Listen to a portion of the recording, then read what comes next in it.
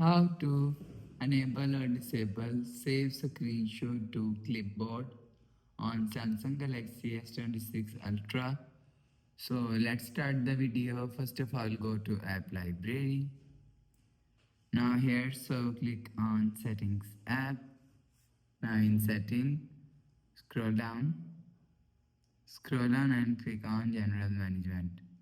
So you will see general management is here. So click on general management.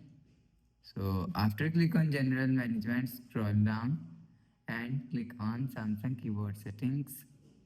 So after click on Samsung keyboard settings, scroll down and search.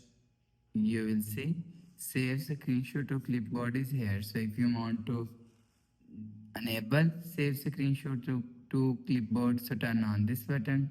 So after turn on this button, you will see save screenshot to clipboard is enabled. So if you want to disable so save screenshot to clipboard, so turn off this button.